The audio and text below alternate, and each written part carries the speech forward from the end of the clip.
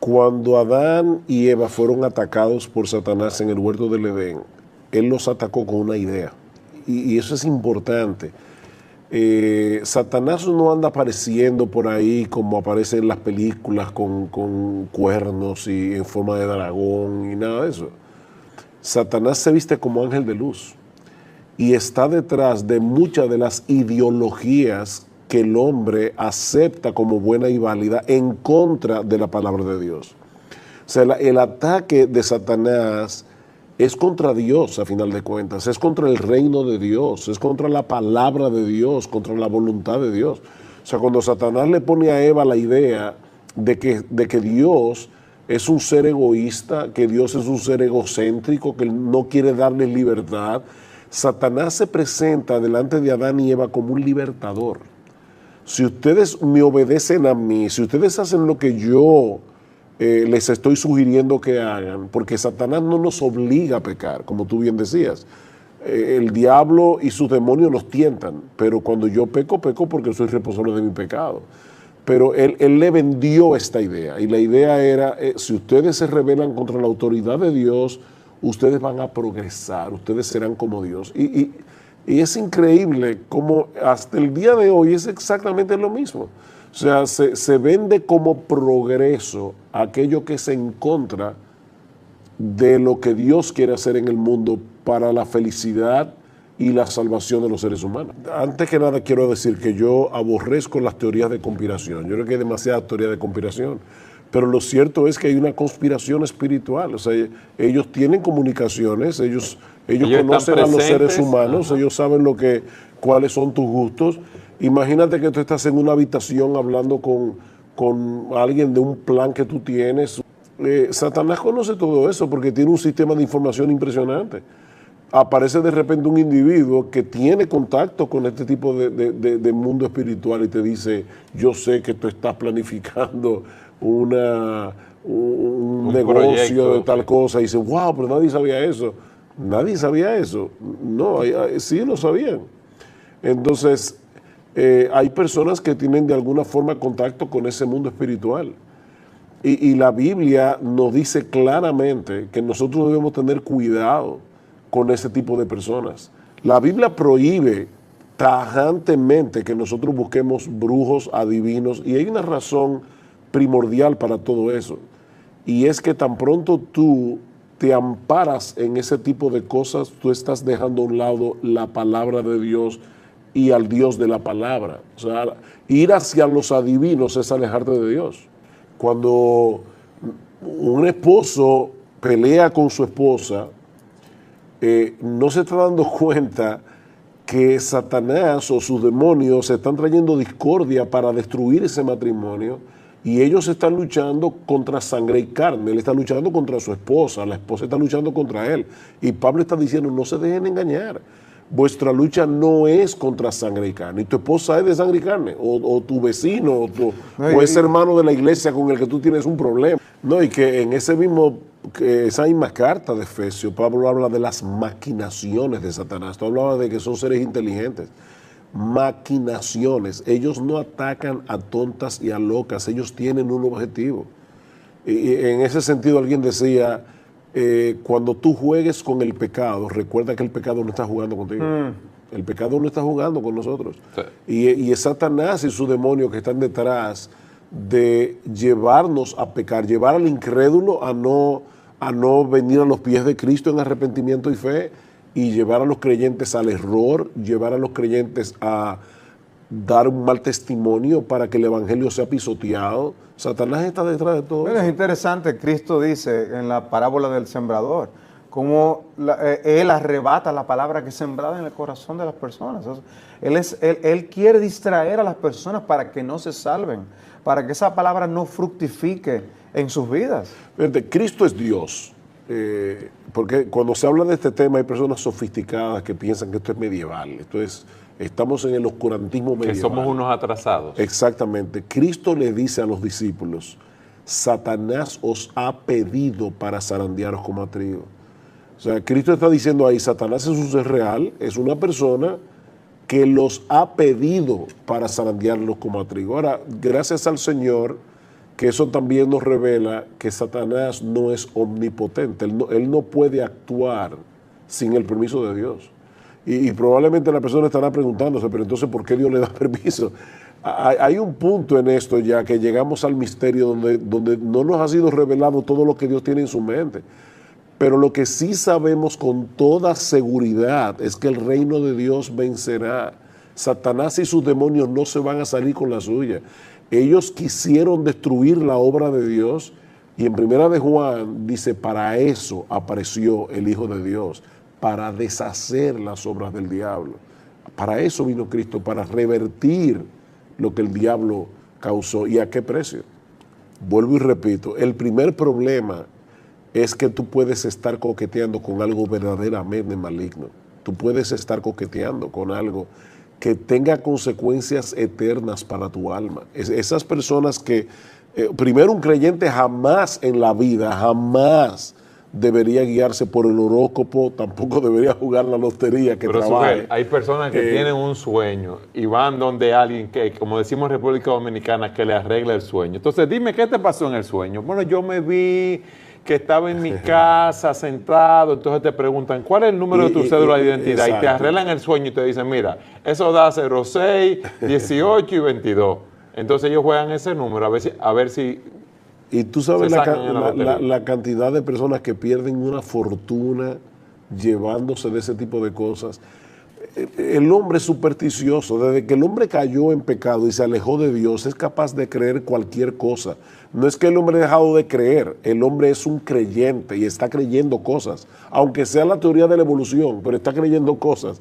Y también están creyendo cosas demoníacas, cosas psíquicas o lo que sea, por este tipo de cosas. Pero al final de cuentas, lo que el diablo está tratando de hacer, ya sea con los psíquicos engañadores, o con los que de verdad tienen de alguna forma contacto con este mundo espiritual, es alejar a las personas de Dios. Yo no quiero confiar en Dios y su palabra. Yo no quiero ver cuál es la voluntad de Dios para mí, que Él me ha revelado claramente en su libro. Y otra cosa más, ¿por qué yo quiero saber el futuro? Porque yo no quiero confiar en Dios. Yo no quiero poner mi futuro en manos de Dios. Yo quiero que me revelen previamente lo que va a suceder, y por eso voy a este tipo de personas que leen la mano, leen la taza, la baraja, pero de nuevo es una desconfianza en Dios. Entonces, ¿detrás de qué es que anda Dios? Él anda detrás de la confianza que el hombre deposita en Dios. Él no quiere que hagan eso. En Primera de Juan, una de las cartas del Nuevo Testamento, dice que el mundo entero está bajo el maligno. ¿Y qué significa eso? Que todas las personas que no son creyentes están bajo la influencia de Satanás. Pero no es lo mismo estar bajo una influencia general de Satanás y sus demonios a estar poseído por un demonio. Una persona que ya, cuando dice que Satanás llenó el corazón de Judas, está usando la misma expresión que se usa en el Nuevo Testamento para hablar de la llenura del Espíritu Santo. La palabra llenura en ese caso es control. O sea, la idea es una persona llena del Espíritu Santo. Todos los creyentes tienen el Espíritu Santo, pero hay personas que están más bajo el control del Espíritu y su palabra. Bueno, de igual manera, los no creyentes están bajo el maligno, pero hay personas que están más bajo el control de ese mundo espiritual. Y son personas que llegan a estar posesas por demonios. Y en muchos de los casos son personas que voluntariamente comenzaron a coquetear con ese mundo de alguna forma. O sea, eso no pasa a tontas y a locas. Es imposible que alguien habitado por un ser tan poderoso, todopoderoso como es el Espíritu de Dios, permita al mismo tiempo que sea un creyente poseído. Y Juan lo dice claramente, el que está en nosotros es mayor que el que está en el mundo, y el maligno no nos toca. No nos toca en ese sentido, porque definitivamente Satanás y sus demonios tientan a los creyentes. Dice Santiago capítulo 1 versículo 13, cada uno es tentado cuando de su propia concupiscencia, es decir, de esos deseos pecaminosos que ya están en ti, somos atraídos y seducidos hacia el pecado. Y en Efesios, cuando dice, vístanse de toda la armadura de Dios para que podáis resistir el ataque de Satanás. O sea que, de hecho, yo creo que es importante decir esto para personas que nos están mirando. Hay creyentes que tienen una lucha horrible con pensamientos y piensan, como el personaje de Bunyan, que esos pensamientos salen de su corazón y a veces llegan hasta blasfemias, o están leyendo las escrituras y de repente tienen dudas que vienen. Esos son los dardos de fuego del maligno de los que habla Satanás. Y que habla Pablo. Que habla Pablo en Efesios, perdonen. El punto sigue siendo que esos dardos de fuego, yo tengo que defenderme de ellos con el escudo de la fe. Yo creo lo que Dios dice, yo creo en la palabra de Dios. Y yo le diría a una persona, porque alguien preguntó acerca de eso aquí, yo le diría a una persona, llena tu mente de Cristo, porque también a veces estamos tan pendientes, así como hay personas que no creen en el diablo, hay personas que tienen su mente tan concentrada en los temas demoníacos y satánicos, que no le dan lugar al evangelio, no le dan lugar a pensar y meditar en la persona de Cristo y en la gloria de Cristo. Entonces, en ese sentido, yo le diría, no estés tan pendiente de esos pensamientos que vienen a ti, porque son dardos de fuego del maligno. No te tomes tan en serio, en otras palabras. ¿Cómo nosotros podemos creer que en la Segunda Guerra Mundial una persona como Hitler decidió exterminar a todo millones de personas? ¿Qué influencia demoníaca puede haber allí cuando un ser humano se levanta y extermina, o como está pasando hoy día, con etnias completas que son barridas por otras etnias que se creen superiores? Eso es demoníaco. Pero no podemos ver a Satanás y sus demonios únicamente en cosas tan dramáticas como esa. Vuelvo y repito, en una mentirita blanca. Dice Pablo, Satanás se viste como ángel de luz. Fíjate, por ejemplo, cómo el hombre usa el lenguaje en el día de hoy. Y yo creo que hay algo demoníaco en eso. Las personas hablan de la libertad de expresión, no hablan de permiso para vender pornografía. Porque la palabra pornografía es muy cruda y no hablan de aborto, no hablan de asesinato, hablan de pro-escogencia, pro-choice, ¿verdad? No, yo no estoy a favor de que maten bebés, yo estoy a favor de la libre elección de la mujer. Es un eufemismo, es una forma de manejar el lenguaje para esconder algo que está terriblemente mal detrás. Y en ese sentido Satanás se disfraza como ángel de luz. Él vende el mal como si fuera el bien. Dice, habrá hombres que, porque teniendo cauterizada la conciencia, enseñarán doctrina de demonios. ¿Y cuáles son esas doctrinas de demonios? ¿Que se coman bebés o algo así? No. Prohibirán casarse y mandarán abstenerse de alimentos que Dios creó para que con acción de gracias participasen de ellos los creyentes y los que han conocido la verdad. ¿Qué produce el ascetismo? Producen algunos orgullo espiritual por practicar el ascetismo, y en el que está en contra del ascetismo le produce una visión distorsionada de quién es Dios. O sea, Dios es tan malo que nos prohíbe comer lo que a mí me gusta comer.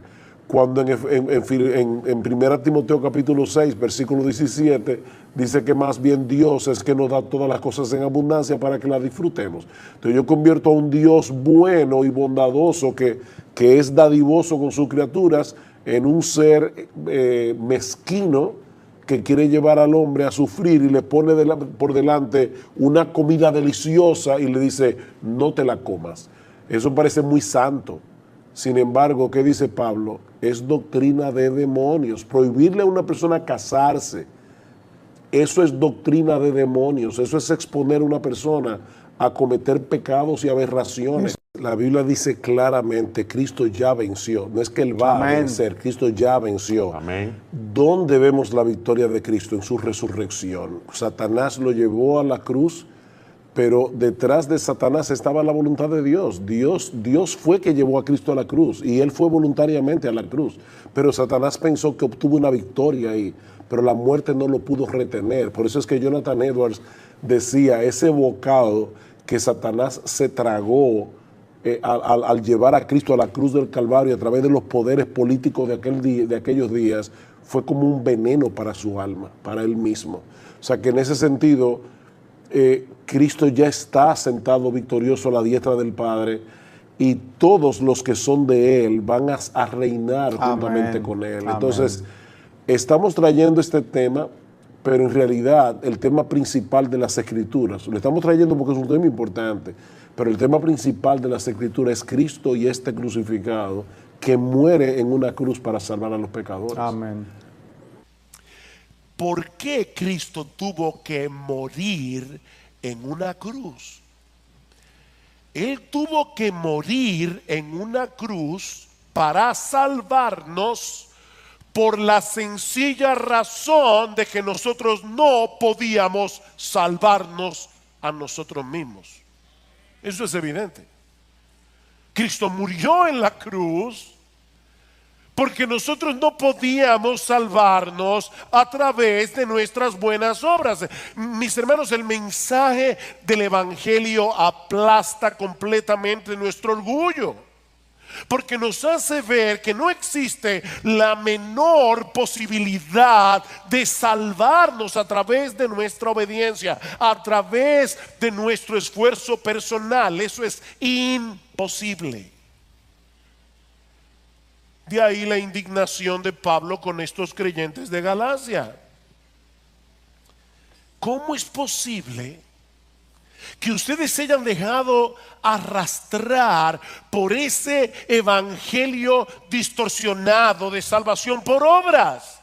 Si ustedes saben muy bien que Jesucristo tuvo que morir en esa cruz para salvarnos, porque no podíamos salvarnos a nosotros mismos.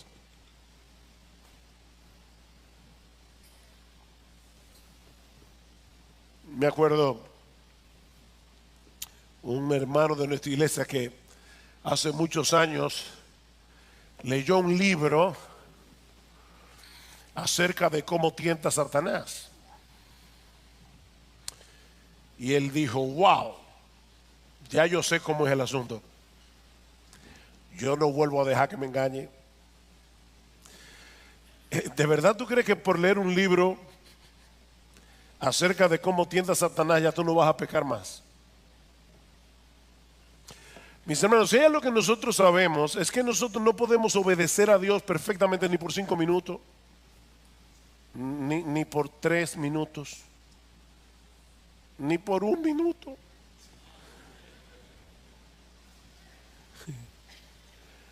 Que no podemos. Y él está diciendo, Gálatas insensatos, ¿cómo es posible que ustedes hayan sido arrastrados? Ustedes vieron a Cristo crucificado con los ojos de la fe. Ustedes entendieron el significado de esa muerte en la cruz. ¿Cómo es que se volvieron atrás? Mis hermanos, y no mis queridos idiotas de IBCJ, no. Mis amados hermanos de IBCJ, esa obra de salvación no necesita de ninguna añadidura de parte nuestra para hacerla más eficaz. ¿Saben por qué? Porque su muerte en la cruz fue más que suficiente para saldar por completo nuestra deuda con la justicia de Dios. No tenemos deudas.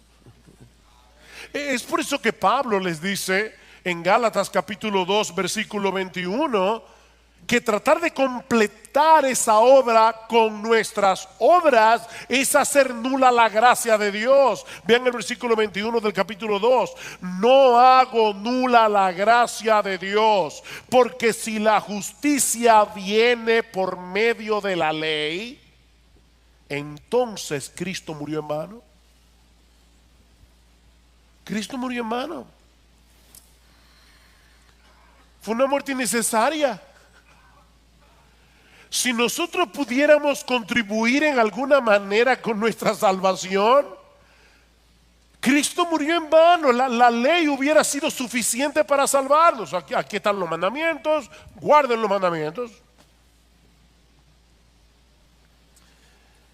Pero Cristo tuvo que venir del cielo y morir en la cruz porque ninguno de nosotros habría podido cumplir a perfección todas las demandas de la ley de Dios, como dice Pablo más adelante en este mismo capítulo, Gálatas capítulo 3, versículo 10, porque todos los que son de las obras de la ley, todos los que están tratando de salvarse a través de las obras de la ley, están bajo maldición. Dios no los está viendo como, ah, qué bien, están haciendo un buen esfuerzo. No, están bajo maldición, porque escrito está: maldito todo el que no permanece en todas las cosas escritas en el libro de la ley para hacerlas. Tú quieres salvarte guardando la ley, tienes que guardarlos todos los días, desde la cuna hasta la tumba, perfectamente. Estás bajo maldición.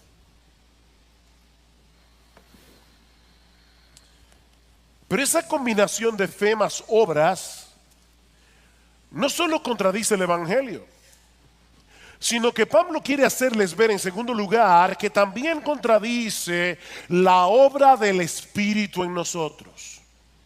La obra del Espíritu en nosotros, versículo 2.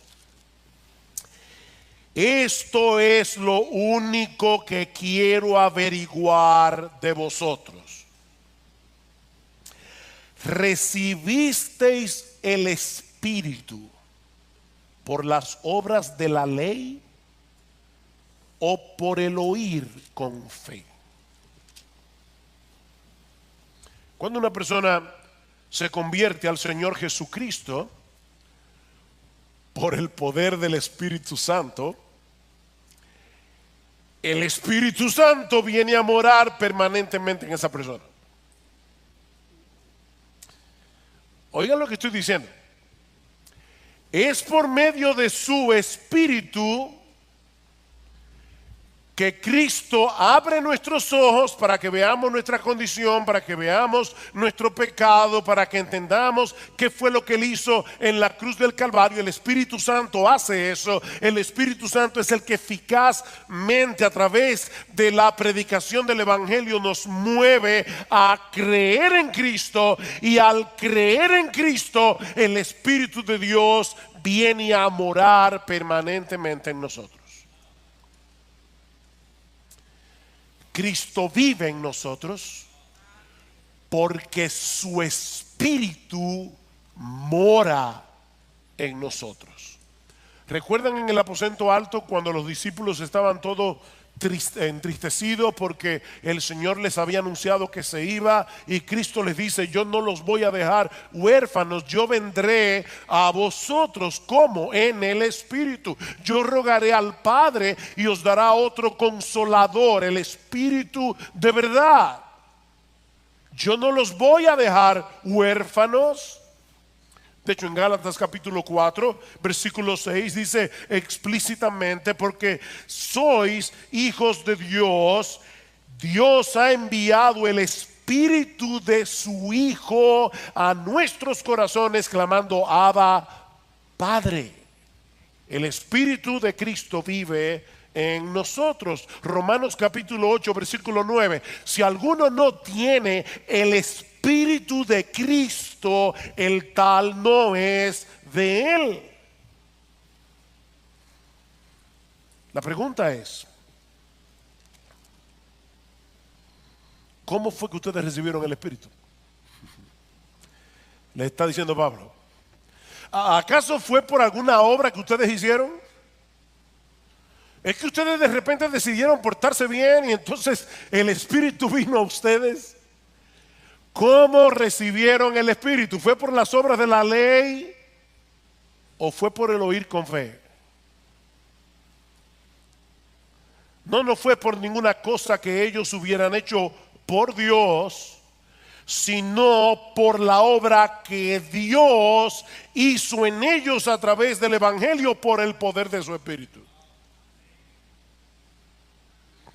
Así que, mis hermanos, lo único que ellos hicieron, y todos los cristianos que están aquí, para recibir el Espíritu, fue escuchar el Evangelio con fe.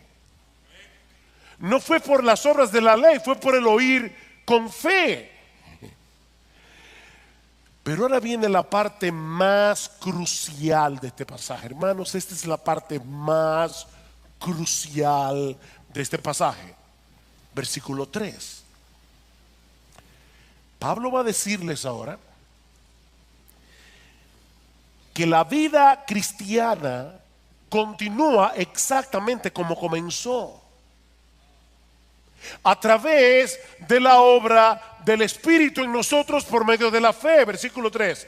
Tan insensatos sois, habiendo comenzado por el Espíritu, ¿vais a terminar ahora por la carne?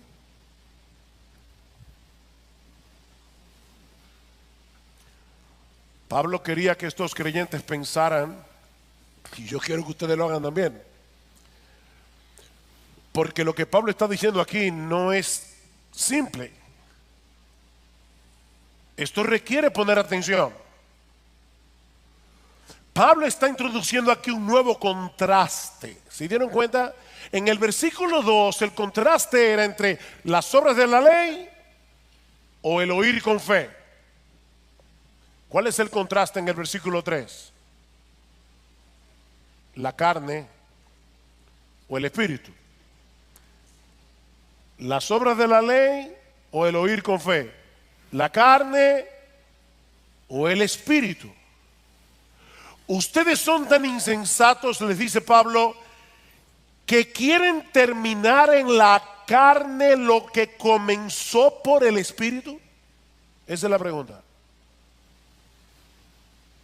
Y Pablo quiere hacerles ver que eso es absurdo. Lo que comenzó por el espíritu debe continuar y terminar por el espíritu. Pero aquí viene la pregunta del $1.000.000. ¿A qué se refiere Pablo al hablar de la carne en este pasaje? En contraste con el espíritu, porque algunas veces la palabra carne se usa en la Biblia para referirse a nuestro cuerpo físico, a este cuerpo de carne, y vamos a ver que en Gálatas capítulo 2 versículo 20 Pablo usa la palabra carne en ese sentido.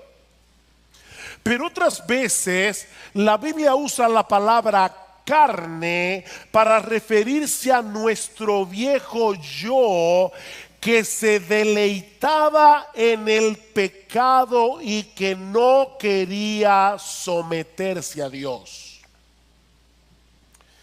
Ese viejo yo se gloriaba en su independencia de Dios.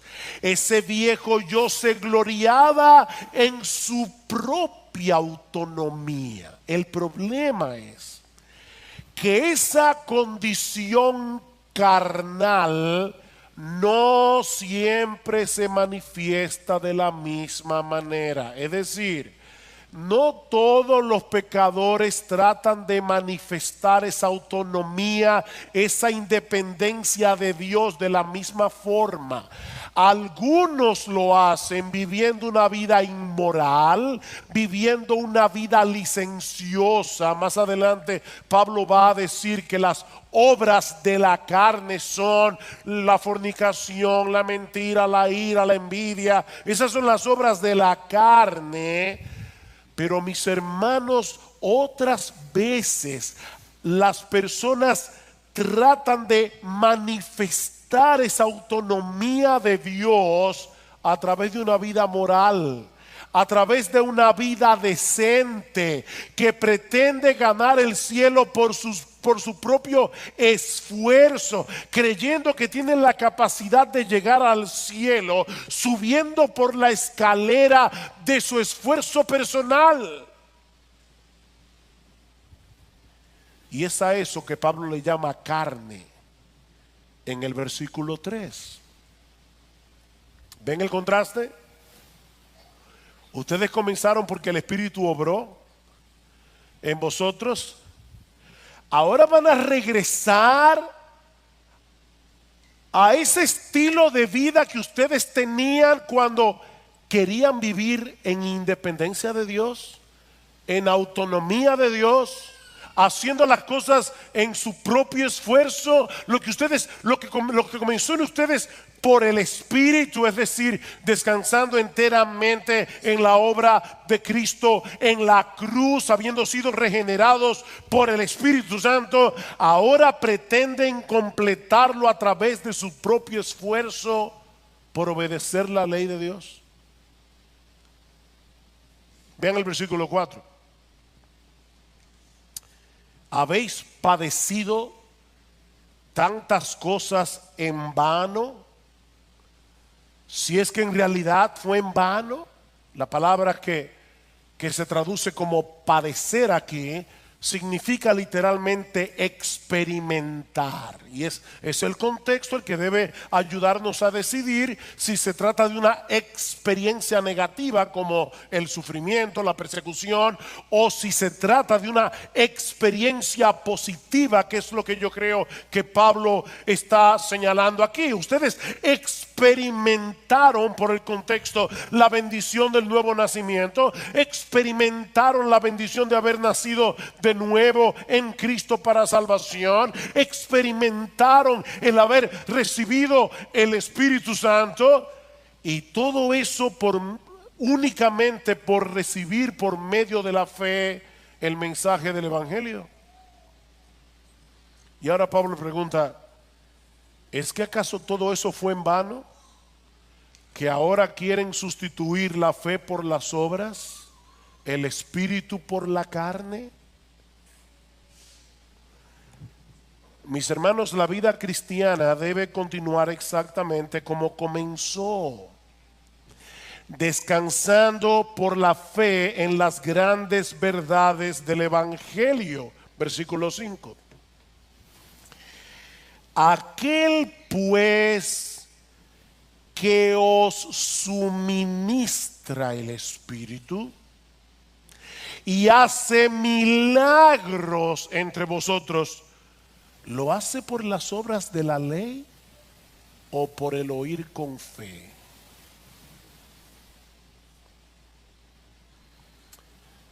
Miren, yo creo que hay pocos pasajes en el Nuevo Testamento que sean tan importantes para la vida cristiana que el capítulo 3, versículo 5 de Gálatas.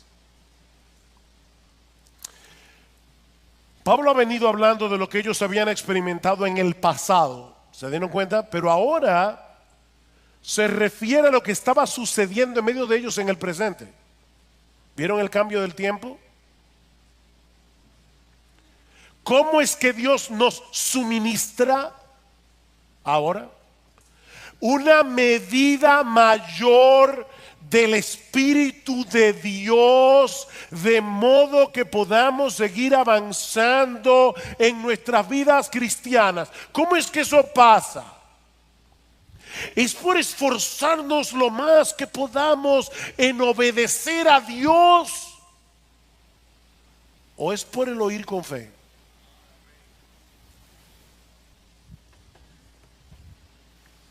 Y obviamente la respuesta sigue siendo la misma. Es por el oír con fe. La vida cristiana comienza por fe, la vida cristiana continúa por fe, la vida cristiana termina con fe. Es lo mismo que Pablo les había dicho unos versículos antes, Gálatas capítulo 2, versículo 20. Gálatas capítulo 2, versículo 20, alguien decía que Gálatas capítulo 3, versículos 1 al 5 no es otra cosa que un comentario ampliado de Gálatas capítulo 2, versículo 20. Así que lean Gálatas 2:20, que yo sé que ustedes conocen muy bien, algunos de memoria. Lean Gálatas 2:20 teniendo en cuenta todo lo que hemos dicho ya de Gálatas 3. Dice Pablo: con Cristo he sido crucificado. Y obviamente el pronombre tácito y sobreentendido es yo. Con Cristo yo he sido crucificado.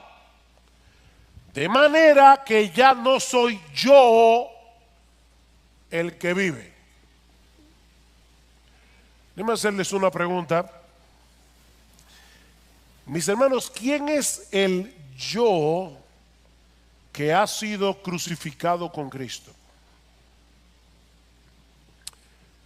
La respuesta es el viejo yo insubordinado que se gloriaba en su autonomía, el que quería hacer las cosas en sus propias fuerzas para llevarse la gloria, porque el que recibe el poder, el que da el poder, recibe la gloria, ¿verdad?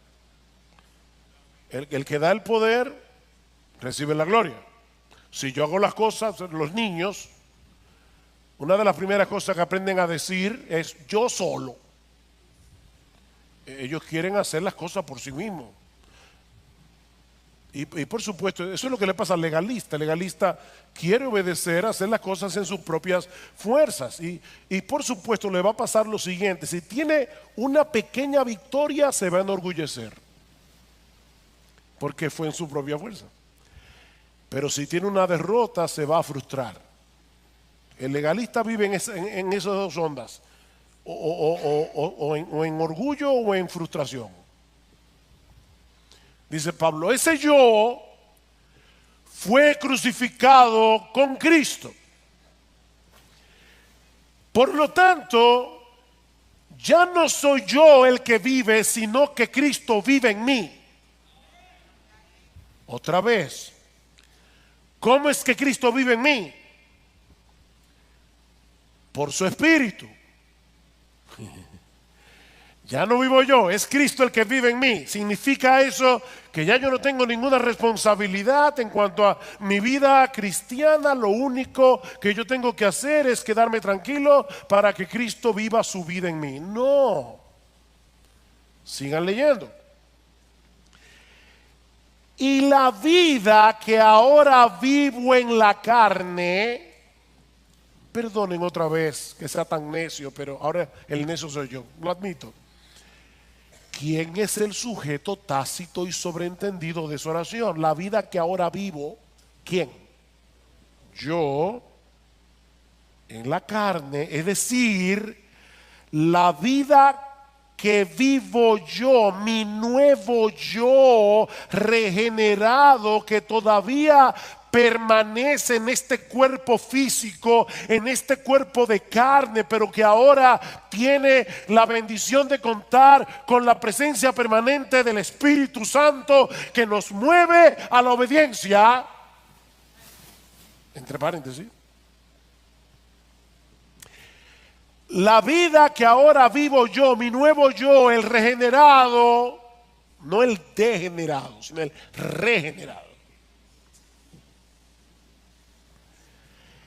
La vivo por fe, yo la vivo por fe en el Hijo de Dios, el cual me amó y se entregó a sí mismo por mí. ¿Cuál es la clave de mi nueva vida en Cristo? La fe en el Hijo de Dios que me amó y se entregó a sí mismo por mí. Mis hermanos, lo que Pablo está diciendo aquí es lo siguiente: soy yo el que tiene la responsabilidad de vivir la vida cristiana. Así como nadie se arrepintió por mí, ni creyó por mí cuando yo vine a Cristo en arrepentimiento y fe, nadie puede obedecer por mí, nadie puede leer la Biblia por mí, ni orar por mí, ni venir a la iglesia por mí, ni luchar contra el pecado por mí. Nadie puede hacer eso. Eso lo tenemos que hacer tú y yo. Pero ahora hay dos elementos en el creyente que cambian por completo la naturaleza de nuestra obediencia a Dios. La primera es que ahora no hago ninguna de esas cosas para ganarme el favor de Dios, sino con la tranquilidad de que ya tengo por completo su favor únicamente por causa de la obra de Cristo en la cruz del Calvario. Esa es la gran diferencia entre el legalista y el cristiano. El legalista obedece para ser aceptado por Dios, mientras que el creyente obedece con la gratitud y el gozo de saber que ya fue aceptado. Hay una diferencia. Fuimos aceptados por los méritos de otro, no por los nuestros, sino por los de nuestro bendito Señor y Salvador Jesucristo. Noten lo que dice Gálatas capítulo 5 versículo 6, y me encanta este texto. Dice, porque en Cristo Jesús, versículo 5, porque nosotros por medio del Espíritu esperamos por fe la esperanza de justicia. Wow, aquí dan todos los elementos. Nosotros por medio del Espíritu, esperamos por la fe la esperanza de justicia. Por la obra del Espíritu en mí, yo estoy seguro que el día que yo me presente en la presencia de Dios, yo voy a ser aceptado como justo en su presencia. ¿Cómo yo sé eso? Por la fe. Porque el Espíritu de Dios que mora en mí me lo asegura por su palabra.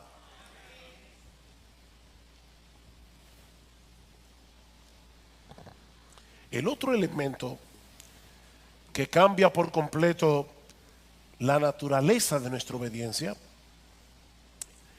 es que ya no dependemos de nuestras propias fuerzas y de nuestros propios recursos para vivir la vida cristiana, sino que lo hacemos en el poder del Cristo resucitado que vive en mí por su Espíritu. No es en mis propias fuerzas, es por la obra de Cristo en mí. Así que el asunto no es que ahora que somos cristianos ya no importa si obedecemos o no los mandamientos, porque mi salvación depende de Cristo. Él obedeció la ley en mi lugar y por lo tanto ya yo no tengo que afanarme tanto con ese asunto de la obediencia. No. De hecho, escuchen lo que sigue diciendo Pablo en Gálatas capítulo 5, inmediatamente después de haber dicho que él espera por la fe, la justicia, por el Espíritu. Dice el versículo 6, porque en Cristo Jesús ni la circuncisión ni la incircuncisión significan nada, sino la fe que obra por el amor. La fe que obra por el amor. Somos salvos únicamente por medio de la fe, pero la verdadera fe es una fe que produce obras de amor a Dios y de amor al prójimo. Si una fe no produce obras, es una fe muerta, y una fe muerta no va a salvar a nadie. La fe obra por el amor. Versículo 13, porque vosotros, 5:13, porque vosotros, hermanos, a libertad fuisteis llamados, solo que no uséis la libertad como pretexto para la carne, sino servíos por amor los unos a los otros, porque toda la ley en una palabra se cumple en el precepto: amarás a tu prójimo como a ti mismo. ¿Ven el punto? No es que ya a mí no me importa la ley, es que ahora yo tengo un nuevo impulso para cumplir la ley, no perfectamente, pero sí sinceramente. Esa obediencia es el fruto de la presencia del Espíritu en nuestras vidas. Versículo 16, digo pues, andad por el Espíritu. Andad en dependencia del Espíritu. Andad descansando en los recursos que da el Espíritu, en la presencia del Espíritu en su vida. ¿Y saben qué pasará? No cumpliréis el deseo de la carne. Yo sé que la Reina Valera del 60 lo dice como un mandamiento: y no satisfagáis los deseos de la carne. El problema es que la palabra aquí se puede traducir de las dos maneras, y es el contexto el que debe decidir. Y yo creo por el contexto que lo que Pablo está diciendo es como la Biblia de las Américas lo traduce: andad por el Espíritu y no cumpliréis el deseo de la carne, porque el deseo de la carne es contra el Espíritu y el del Espíritu es contra la carne, pues estos se oponen el uno al otro, de manera que no podéis hacer lo que deseáis. Algunas personas dicen: pastor, yo no debo ser cristiano porque mire la lucha que yo tengo en mi interior. Óyeme bien, esa lucha probablemente es el síntoma más evidente que tú tienes de ser cristiano. Hay una guerra, porque el pecado todavía mora en mí. Pero si sois guiados por el Espíritu, no estáis bajo la ley. Ya yo no obedezco por temor al castigo. Ya yo no obedezco porque pienso que me va a caer un rayo del cielo si no obedezco a Dios. Lo hago por la presencia del Espíritu en mi vida, no en mis propias fuerzas. Mis hermanos, es esa misteriosa interacción la que vemos una y otra vez en el Nuevo Testamento. Yo sé que algunos van a decir: pastor, me voy de la iglesia hoy con dolor de cabeza. Qué bueno, tómate una aspirina, pero escucha, porque eso lo escribió Pablo para una iglesia común y corriente, no era para un seminario. Pablo quiere que los cristianos entiendan esto. Así que, hermano, escucha bien. Somos nosotros los que tenemos la responsabilidad de hacer lo que tenemos que hacer, pero sabiendo de antemano que separados de Cristo nada podemos hacer.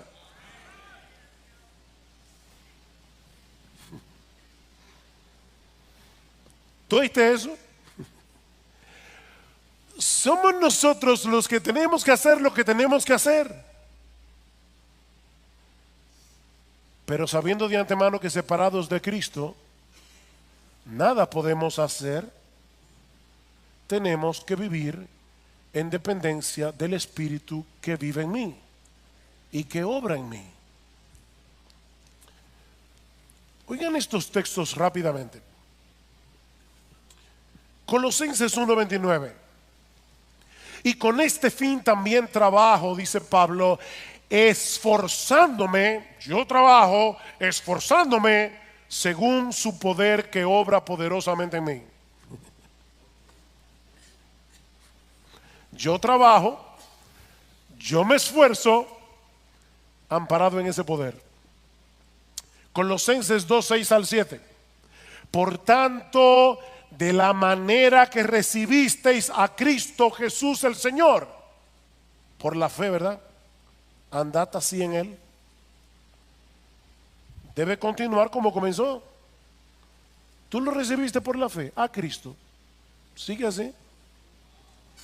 Filipenses 2:12-13. Así que, amados míos, tal como siempre habéis obedecido, no solo en mi presencia, sino ahora mucho más en mi ausencia, ocupaos en vuestra salvación con temor y temblor. ¿Quién es el que debe ocuparse en mi salvación con temor y temblor? Yo. Porque Dios es quien obra tanto el querer como el hacer en nosotros por su buena voluntad. Ocúpate porque Dios obra. La obra de Dios no debe llevarme a no hacer nada, sino a ocuparme en mi salvación con temor y con temblor.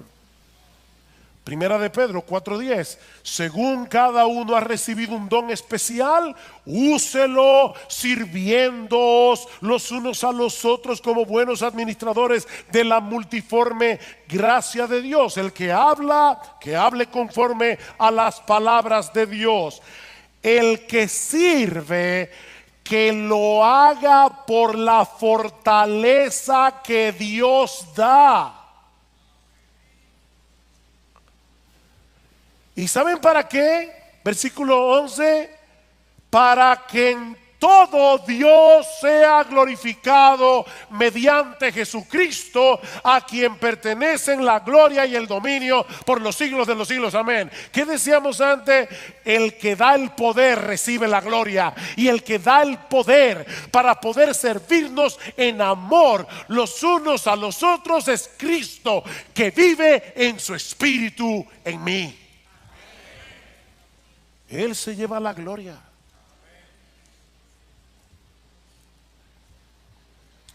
Mire, pastor, hasta aquí lo entiendo de forma teórica. Pero ¿cómo se hace eso? Y yo quiero ser lo más práctico que yo pueda en esta mañana. Yo no quiero que usted vaya de aquí diciendo, bueno, yo entendí la teoría, pero no sé cómo poner esto en la práctica. ¿Cómo es que yo puedo hacer lo que tengo que hacer, pero en dependencia del Espíritu?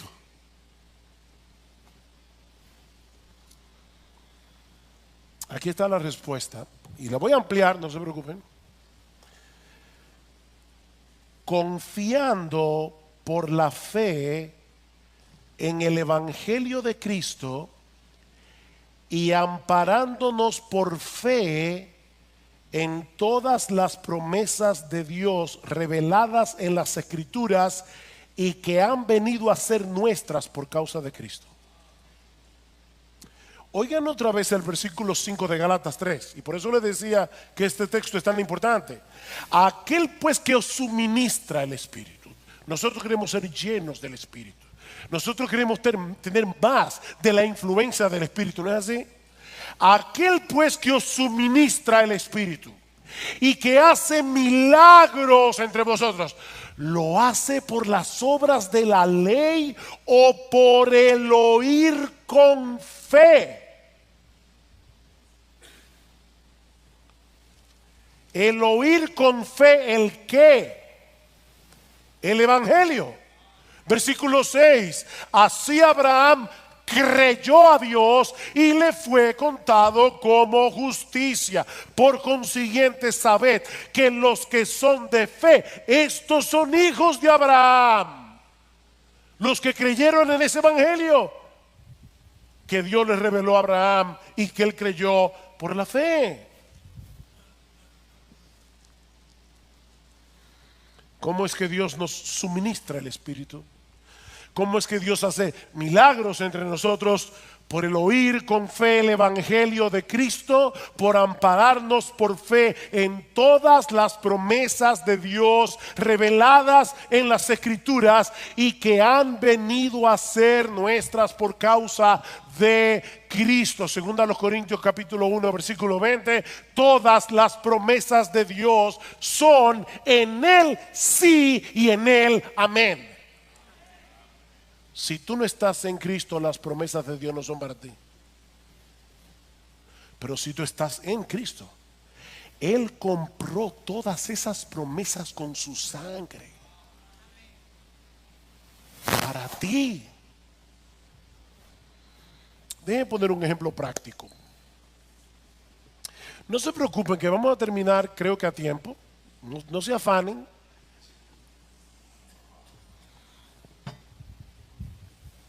Un ejemplo práctico. Vamos bien. Todos aquí seguramente han escuchado alguna vez la regla de oro, ¿verdad? Todo cuanto queráis que os hagan los hombres, así también haced vosotros con ellos, porque esta es la ley y los profetas. Obedecer ese mandamiento es cumplir toda la ley. Hazle al otro el bien que tú quieres que te hagan a ti. Ahora, mis hermanos, piensen en la implicación de ese mandamiento. Obedecer este mandamiento en nuestra propia fuerza no es difícil, es imposible. ¿No es así? De verdad, esto es imposible. Nos amamos demasiado a nosotros mismos como para poder hacer con los demás lo que nosotros queremos que los demás hagan con nosotros. Pero ahí está el mandamiento. No podemos borrarlo de la Biblia y tenemos que obedecerlo porque esa es la voluntad de Dios. Ok. Si tú conoces bien tu Biblia, probablemente te diste cuenta que yo salté 2 palabras del texto. Y 2 palabras que hacen toda la diferencia. Este texto comienza de esta forma. Por eso, todo cuanto queráis que os hagan los hombres, así también haced vosotros con ellos, porque esta es la ley y los profetas. Este mandamiento no funciona en un vacío. Es la conclusión de algo que Cristo viene diciendo. ¿Y qué es lo que Cristo venía diciendo? Pedid y se os dará. Buscad y hallaréis, llamad y se os abrirá, porque todo el que pide recibe, y el que busca halla, y el que llama se le abrirá. ¿Qué hombre hay entre vosotros que si su hijo le pide pan, le dará una piedra, o si le pide un pescado, le dará una serpiente? Pues si vosotros, siendo malos, sabéis dar buenas dádivas a vuestros hijos, ¿cuánto más vuestro Padre que está en los cielos dará buenas cosas a los que le pidan? Por eso, dedícate a cumplir la regla de oro. Mis hermanos, la razón por la que nosotros somos tan egoístas es porque pensamos en lo más profundo de nuestro corazón que si no nos ocupamos de nosotros mismos, nadie lo hará. Pero Cristo nos está liberando aquí. Cristo nos está dando una promesa en este texto de la cual podemos y debemos apropiarnos por la fe todos aquellos que estamos en Cristo. Tú tienes un Padre en los cielos que cuida de ti.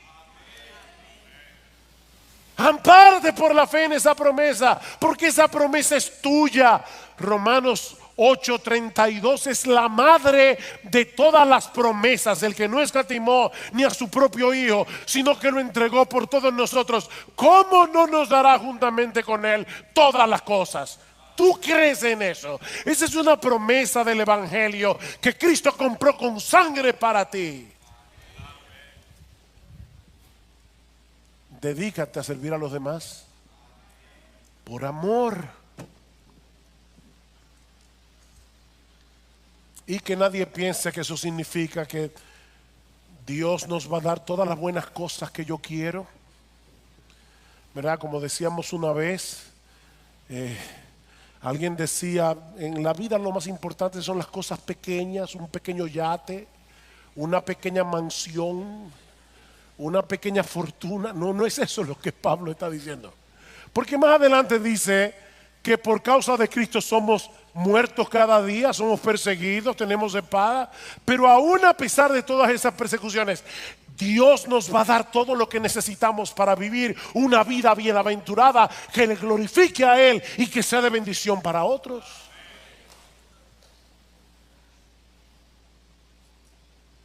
¿Qué significa entonces vivir en dependencia del Espíritu? Ok, déjenme responder esta pregunta con un acróstico para terminar. Un acróstico que aprendí hace un tiempo atrás y que ha sido muy útil para mí, tanto para mi vida cristiana como para mi ministerio. Cada vez que voy a predicar, yo recuerdo este acróstico. Adaptado al español es ROCA con doble A. roca. Reconoce, ora, confía, actúa y agradece. Y por si acaso, estos no son los 5 pasos para una vida exitosa y feliz. No, esto es un hábito de vida que tú debes desarrollar, que vas a internalizar y que te va a ayudar de una manera casi natural. Va a ser como una nueva naturaleza en ti, a depender del Espíritu y tener que decir, paso 1, reconoce, paso 2. No. Internaliza esto. Roca. En primer lugar, reconoce. Mi hermano, reconoce que en ti mismo eres un 0 a la izquierda. Reconoce que no tienes capacidad alguna para vivir tu vida cristiana. Una y otra vez trae a tu mente la figura que usa Jesús en Juan capítulo 15, permaneced en mí y yo en vosotros, como el pámpano no puede llevar fruto por sí mismo si no permanece en mí, así tampoco vosotros si no permanecéis en mí. Yo soy la vid, vosotros los pámpanos. El que permanece en mí y yo en él, este lleva mucho fruto en la permanencia, porque separados de mí nada podéis hacer. Es por eso que se llama el fruto del Espíritu. ¿Se dieron cuenta de la diferencia en Gálatas? Las obras de la carne, el fruto del Espíritu, que se produce cuando tú dependes de Jesús. Así que en primer lugar, reconoce, mi hermano, reconoce. Miren, créanme, cada vez que yo voy a pararme a predicar, voy a revelar algo muy íntimo de mi corazón, pero cada vez que yo voy a pararme a predicar, yo recuerdo, Señor, yo sé que no importa cómo yo predique, no importa cómo yo presente el mensaje, si tu Espíritu Santo no hace algo, los muertos no van a vivir y los cristianos de esta iglesia no van a ser edificados. Eso solamente puede hacerlo el Espíritu Santo. No hay un hombre que tenga esa capacidad. Reconoce eso. En segundo lugar, ora, mi hermano, clámale a Dios conforme a lo que Él ha prometido en su palabra, que te conceda la gracia que tú necesitas para vivir para Él, para poder obedecerle, para poder amar a otros con un amor incondicional. Ora. Escucha cómo Pablo oraba por los creyentes de Colosa. Y apropiate de esa oración para orar por ti y para orar por otros. Por esta razón también nosotros, desde el día que lo oímos, no hemos cesado de orar por vosotros y de rogar que seáis llenos del conocimiento de su voluntad, en toda sabiduría y comprensión espiritual, para que andéis como es digno del Señor, agradándole en todo, dando fruto en toda buena obra y creciendo en el conocimiento de Dios, fortalecido con todo poder según la potencia de su gloria.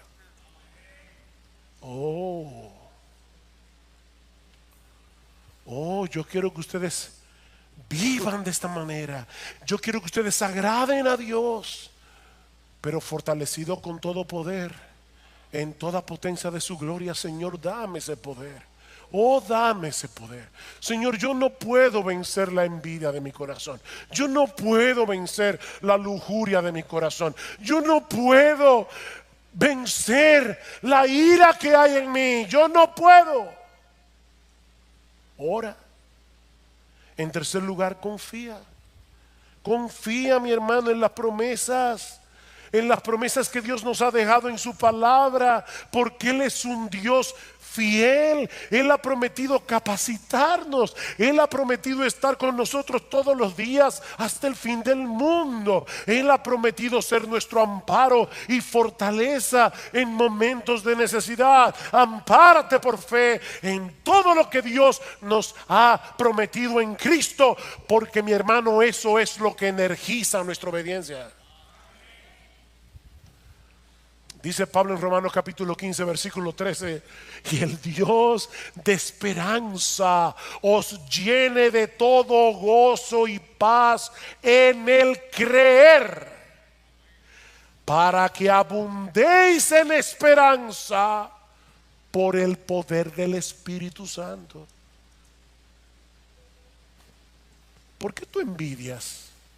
No, pastor, yo no envidio. Mentiroso. ¿Por qué tú quieres tener cosas que otros tienen? Porque en el fondo de tu corazón tú crees que tú mereces algo mejor. Aplícate el Evangelio y van a pasar dos cosas. Te vas a dar cuenta, en primer lugar, que lo que tú mereces es el infierno, y en segundo lugar, que tú tienes infinitamente más de lo que mereces. Tú tienes el perdón de los pecados, tú tienes el don de la vida eterna, tú tienes a Jesucristo, tú tienes un Padre en los cielos, tú tienes el Espíritu Santo.